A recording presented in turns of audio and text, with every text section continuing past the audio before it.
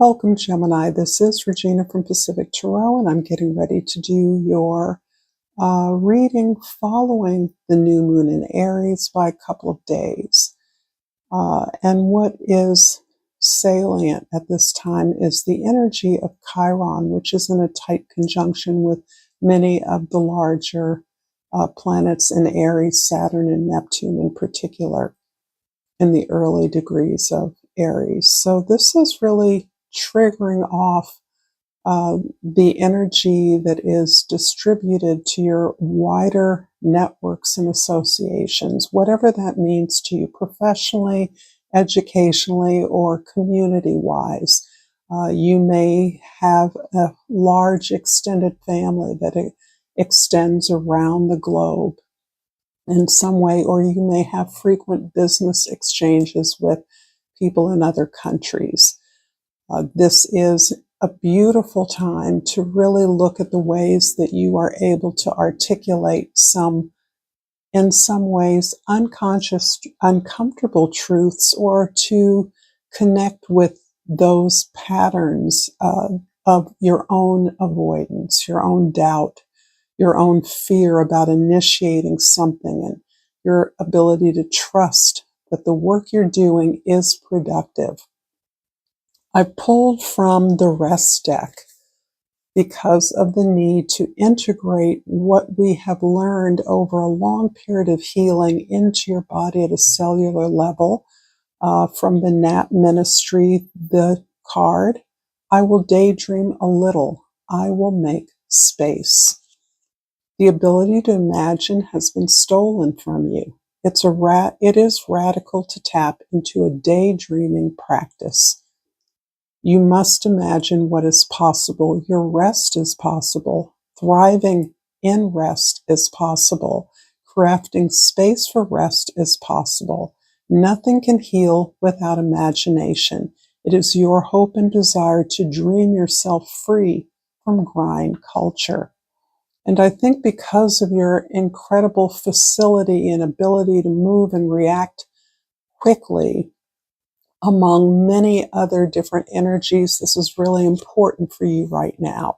Allowing yourself to dream, to open up, to receive possibilities in your environment. And from the seed and sickle, I've picked the elder. And what I pulled for you from the dusk guidebook is relevant to your own particular healing practice and well-being. This card reads, the knots in the elder tree are used by the German Waldgeister as doorways through the forest. A new opportunity for you and only you is coming into your life soon.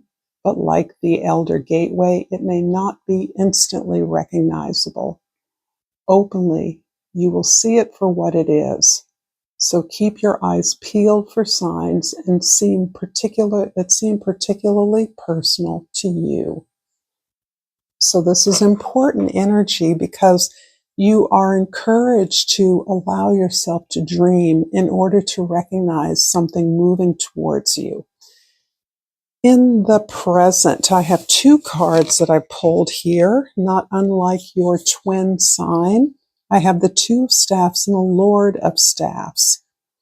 The Two of Staffs is suggesting to me that you're very clear on what your skills and your talents are. You understand your bailiwick, your area of expertise and comfort, but you are inclined and desirous of growing more, putting yourself out to new audiences, exploring new fields of activities or new connections to be made, not just because you want to bring your services to expanded customers or clients or students, but you want to grow yourself. You're looking for opportunities to expand personally. The Lord of Swords indicates that you're very good. Your curiosity is one of your strengths right now. You're very good at having conversations that allow you to ask critical questions of those who may be potential partners for you. And this is showing your partners that you have release some of your assumptions about who they are and what they need as you've done that for yourself in your own life. You're open to new ideas. You're open to being coached, instructed, trained in some area that was formerly closed to you or outside of your field of even consideration. And in the past, we have the Strength card and the Four of Staffs. Oh. You have been working for a long, long time at a vision of building something that is of use to a community, a family, a group, perhaps your own organization. This can be about your own business. But this is a place where not only is learning encouraged, but it is celebrated. This may have to do specifically with an educational program, a curriculum, or some kind of training that you do as part of a larger organization that you may be consulting with or a satellite to. But you have been insistent upon this particular education, your belief in it, your belief in its ability to strengthen the way that people work together, strengthens the way that information is made available to individuals in a particular group or in general. And that is this growth, this organization. You've already passed through the opportunity to recognize this creation, this thing that you're building, most likely with others. You've been doing your part to encourage others to recognize their strengths in a particular arena, and you've held fast to those in a way that has allowed you to see the returns on your investment in some very critical way. So this can relate to this idea of the elder, the tree, the gateway to the forest that you have entered in through some kind of process or educational training, opportunities, information that you can make available to others. And the opportunities as a result of that investment are beginning to show up for you. In the future, we have the Three of Cups and the Warrior of Cups. You're moving in a direction that seeks more and greater support through precisely this ability to dream, to imagine the possibilities that the unique individuals or resources that support you elevate in your consciousness, lead to the specific kinds of imaginings, creative options that are open to you. The beauty of the kind of process of working that you promote through your collaborations is that it is dependent on the individuals involved. It is dependent upon their ability to actually work and interact together so that ideas are sparking, similar to the fashion of what we have called a brainstorm. Everyone throws their ideas into the ring, and from there, things begin to develop and merge, but there's a lot of spontaneous and sparking off the ideas of one another, almost improvisationally. This is part of the uniqueness of what each group or team is able to create, and you're really building upon the capacity of each member on your team to be in this process and thus to participate at their highest level and to take credit for what is built. Gemini, if this reading is resonating for you, please like this video, subscribe to my channel, Pacific Tarot. I greatly appreciate your presence here and all the ways that you support me. Thank you so much. I'm going to clarify the Four of Staffs and the Strength card with two cards. So these are the two that flipped up. The Six of Swords, the Ten of Cups, and the Eight of Cups. I will take them all. And the King of Swords. So I'm going to do this. The Eight of Swords, the Eight of Cups. Rather, put them back this way. And in the future, the Three of Cups and the Warrior, or the Knight of Cups, is clarified by another 3 cups. I'm going to take the 2 that I like the best, the 4 of Pentacles, the 7 of Cups, and then I lied. I'm going to take the King of Cups as well.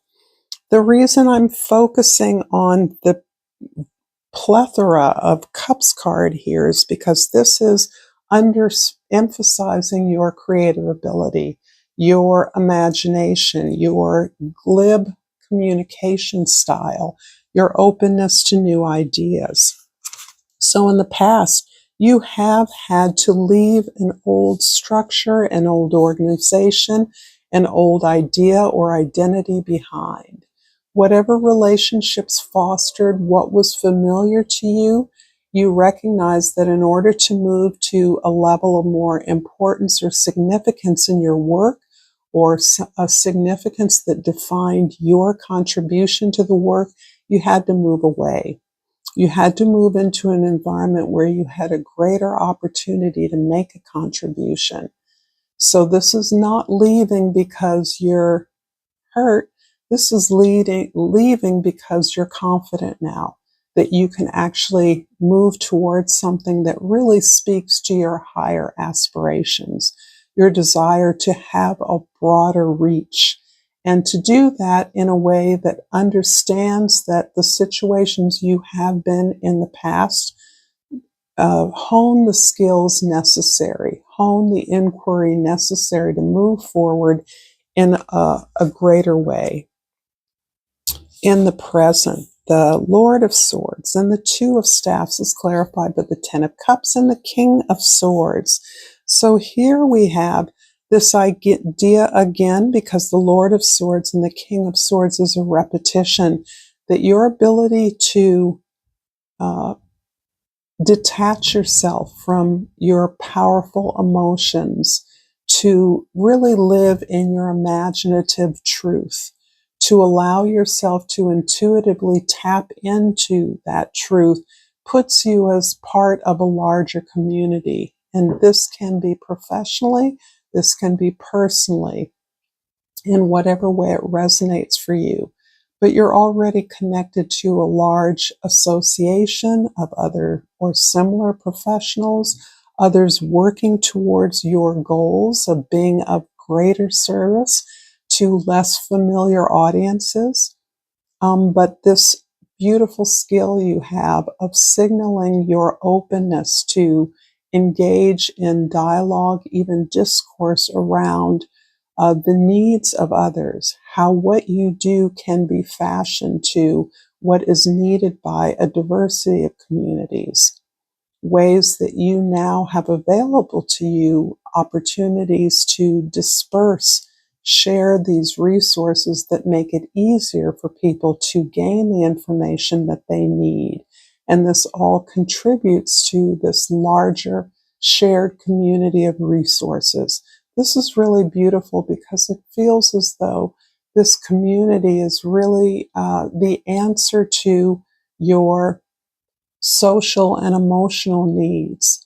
The idea that whatever you have or whatever each individual brings to a community or this particular community or organization is something that fulfills your need to amplify the resources that you have. And this does the same for other members. It also provides a measure of safety, right? You are challenging many accepted ideas about information, the kind of information that's necessary, the scrutiny of the way information is coming into or leaving the group or communities, and gaining some measure of control so that you are not leaving people with an endless glut of opportunities for consumption. Instead, the communication, the learning, the growing that you're fostering encourages people to feel satisfied, to look to experience, social experience, as satisfying rather than an endless stream of things to consume. And in the future, The Four of Pentacles, the Seven of Cups, and the King of Cups. So right away, I do see your approach in the future as being very cautious, in part because you're very aware of how delicate the creative and imaginative capacities are of other people. You're moving against the status quo. Although you've built a foundation for this work, you understand that uh, uh, others, we are not often encouraged to give free rein to our imagination, to speak our desires out loud as just the foundational place from which to create. The process itself begins to weed and edit out anything extraneous or what isn't desired, but getting people in a flow is important. And you very deftly guide this process. Your own willingness, your openness, there's almost a youthfulness to your ability to get people to relax, to be playful. This is key in the exchange and the creation of opportunities, products, services, information, whatever it is that you are building that is intended as service for others. You are not distracted by all of the material rewards or the recognition that is on offer. And what has grown in your own emotional maturity and your own emotional intelligence is the ability to know that, to be satisfied with the idea that many rewards and benefits will accrue to you as part of the rewards of your work. So that is no longer the goal in and of itself. The goal is to build something that is useful, that allows people greater emotional and imaginative expansion and capacity, the ability to play with the vast arena of opportunities that are available to them. I'm going to finish up this reading, Gemini, with a flower oracle, and what jumps out is the forget-me-not. And the key word is remembrance. Memories in the past hold the key. And this takes me back to the Elder card, the gateway to the forest.